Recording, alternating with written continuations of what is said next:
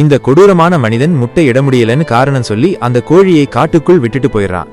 பசித்துட்டு பயந்துட்டு அந்த கோழி காட்டுக்குள் தனியா அலையுது.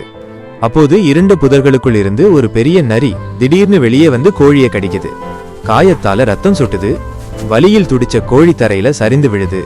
இதையெல்லாம் மேல கிளையில இருந்த ஒரு அணில் பார்த்துட்டு பதறி போய் சத்தமா உதவி கேட்டு கத்துது. அந்த சத்தம் கேட்டு வானத்துல சுற்றிக்கிட்டு இருந்த அணிலோட நண்பன் ஒரு பெரிய பருந்து மின்னல் வேகத்தில் கீழே இறங்குது.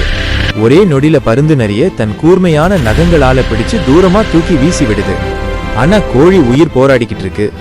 அதை பார்த்த அணில் ஒரு வினாடி கூட வீணாக்காம காட்டுக்குள் ஓடி ஒரு அரிய மூலிகை இலை கொண்டு வருது. அதை மெதுவா கோழியின் காயத்துக்கு தடவுது. சில நிமிஷங்களிலேயே கோழியின் மூச்சு மெல்ல மெல்ல திரும்புது. கண்களை திறந்து அணிலை பார்த்து குலுங்கி நிற்குது. ஆனா அதை பார்த்த அணில் கண்ணீர் விட்டுட்டு அழுது விடுது. ஏன்னா இவ்வளவு நல்லது செய்தாலும் அந்த அணிலுக்கு யாரும் லைக் சப்ஸ்கிரைப் கூட பண்ணல.